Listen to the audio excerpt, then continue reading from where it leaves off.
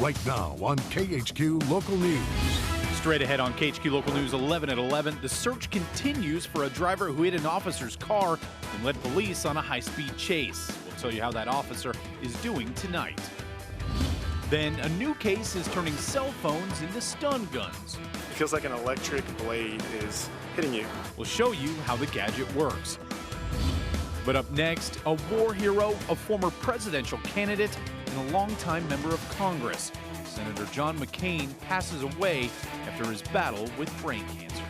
In a crime tracker alert now, Spokane police are continuing their search for a suspect who hit an officer's patrol car and then led them on a high-speed chase earlier this afternoon. Take a look. Police say they attempted to make a traffic stop near Liberty and Smith when the car backed up into the patrol car and then took off. That SUV tearing through streets, driving through yards and even parks, threatening a number of people.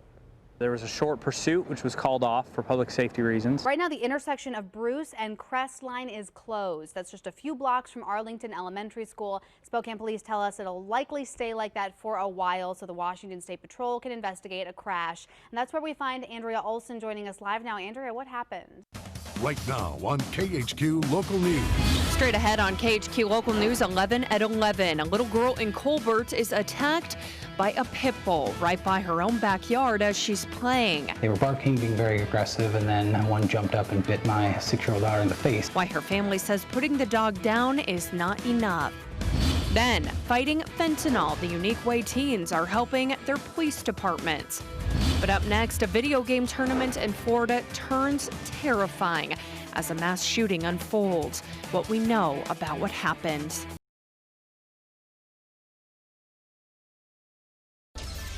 This is Fox First at 10. Our weather team is putting us under a weather authority alert because the air quality looks absolutely nothing like this. A local business in Colville shared this photo of Lake Heritage showing the beautifully clear view from before fire season. But fast forward to this. Same photographer took the same photo just recently and you can barely make out the water because that smoke is so thick. Good evening. I'm Claire Graham. Haley has the night off. The air quality in Spokane has now reached hazardous levels, and even inside, it's hard not to feel the effects. We've been getting tons of photos all day today with much of the inland Northwest shocked by what we're seeing outside. The smoky haze is blanketing the region from Moses Lake to Spokane and into North Idaho. Let's bring in Ryan Overton in the Weather Center. Ryan, is this smoke sticking around? You know, I really hope not. Having an impact on me too, Claire. The glasses came out. My contacts were getting fuzzy. It was hurting my eyes. A little bit improved with the glasses on this evening, but the air quality in the hazardous range. That's why we did issue the weather authority alert here in the inland Northwest. Hazardous for Spokane, Coeur d'Alene up into Sandpoint, Colville, Omak, Twisp, down through parts of the Columbia Basin, Yakima, Tri-Cities, Walla Walla. Very high levels of poor air quality there right now, and even into portions of western Montana. Very unhealthy through Libby and Kalispell. The air quality alert will continue through at least Tuesday. Tuesday is when the air quality is supposed to be reevaluated for parts of the inland Northwest, but poor air likely to continue due to the air quality around eastern Washington. What we're going to be watching very closely in the next 24 hours are the winds. They are expected to pick up right now out of the north, directly pulling in the wildfire smoke from British Columbia, but throughout the day tomorrow they'll be out of the northeast with increasing winds, fire danger, red flag warnings also in effect. We'll talk about all that in a few minutes. Claire? All right, Ryan, thank you. We are following breaking news right now. Spokane Valley firefighters are working to put out a fire at an apartment building on 6th Avenue. Firefighters brought in extra resources just within the last hour because they were worried this fire could spread to some nearby brush. But they've been there ever since it broke out, and they say they have managed to keep this fire contained to one building, although there are multiple units inside it. Firefighters say they don't think anyone has been hurt because they don't think anyone was inside. However, they have not checked yet. At this point, they aren't sure what started this fire because they are still working to completely put it out. Right now, a Spokane firefighter is home recovering. He was hospitalized with heat stroke while fighting a house fire on Bridgeport early this morning, but the hospital did later release him. Smoke was pouring out of that home when fire crews got there, but they say everyone made it out safely. Firefighters are still trying to figure out what started that fire as well. Right now, we are tracking not one, but two officer-involved shootings throughout our area today. We'll start with the deadly one in Spokane Valley. Fox First at 10's Stephanie Stevenson got the details from the mobile gas station on Trent where it happened. When police received a call about someone breaking a window, it quickly turned into that man pulling his gun on law enforcement. I spoke with a witness at the gas station who said he saw the entire thing before his eyes. Suddenly there was a bunch of gunshots, probably 30 of them. Johnson was motioned by the cashier at Mobile to quickly get into the convenience store, but not before hearing deputies ask a man in a red truck one very important question. And I heard him say something like, "Do you have a gun?" According to the police, the man in the truck pulled his gun on the deputies after they had tried to de-escalate the situation.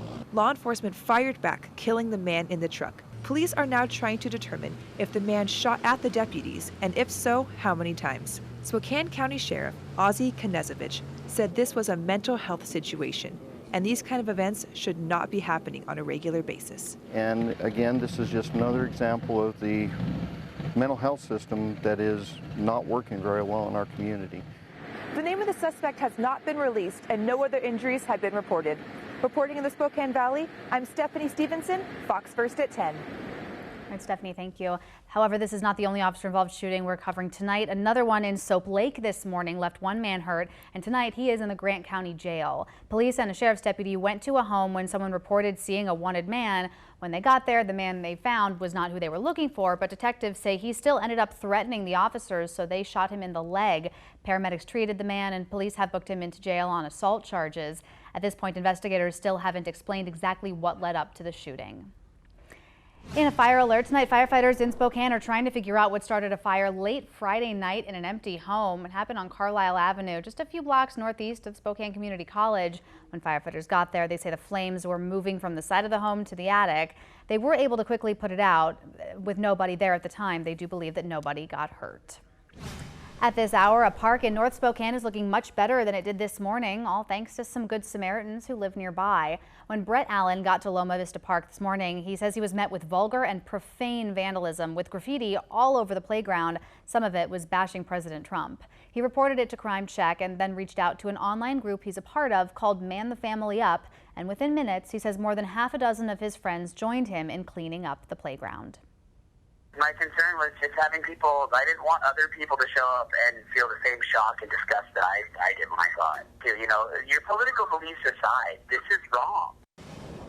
If you have any information about who is behind that graffiti, please call Crime Check at the number on your screen. That's 509-456-2233. We have new information now about the possibility of Chick-fil-A coming to Spokane. Yesterday, we told you Chick-fil-A's website said they were planning to open a location at the Gonzaga campus food court. But today, Gonzaga reached out to us and said they don't know anything about a Chick-fil-A coming here. The food chain's website tonight has now taken down the page listing the Gonzaga address. While we've reached out to their headquarters, they haven't been able to comment as of yet. There is still much more to come here tonight on Fox First at 10. A Los Angeles County fire captain who disappeared almost a week ago has been found dead. The warning his fire department is sharing tonight. And in the hotspot, 14 people had to be rushed to the hospital when they got hurt waiting for a Backstreet Boys concert to start. We'll tell you what happened.